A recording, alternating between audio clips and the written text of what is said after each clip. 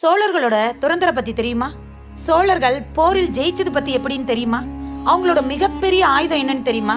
அதுதான் அவங்களோட ஒற்றர்கள். போர் ஆரம்பிக்கிறதுக்கு முன்னாடியே எதிரி நாட்டுல என்ன நடக்குதுன்னு சோழர்களுக்கு தெரியும். யாரு துரோகம் பண்ண போறான், எந்த கோட்டை பலவீனம் அடையுது, எந்த இரவுல காவலரை தூங்குவாங்க, எல்லாமே அவங்களுக்கு தெரியும். சாதாரண வியாபாரி மாதிரி வந்தவன் கூட உண்மையிலே ஒரு சோழ ஒற்றன். கோவில்ல தீபம் ஏற்ற பூசாரி அவனும் ஒற்றன் தான். குதிரைக்கு தண்ணீர் ஊத்துற வேலைக்காரன் கூட சோழருக்காக தகவல் அனுப்புறவன் தான். அவர்கள் செய்திய ஓலைச்சுவடியில் அனுப்ப மாட்டாங்க. பிடிச்சிட்டாங்கன்னா ரகசியம் வெளியேறிடும். அதனால சில தகவல்களை பாடலா அனுப்பப்பட்டது. சில தகவல்கள் கோவில் மணி அடிக்கும் எண்ணிக்கையில மறைக்கப்பட்டது. 1 மணினா அபாயம், 2 மணினா படை வருது, 3 மணினா ராஜாவுக்கு துரோகம். ஒருமுறை எதிரி ராஜ்யத்துக்குள்ள நுழைந்த சோழ ஒற்றன் பிடிபட்டான். அவனை உயிரோட எரிக்க உத்தரவு வந்தது.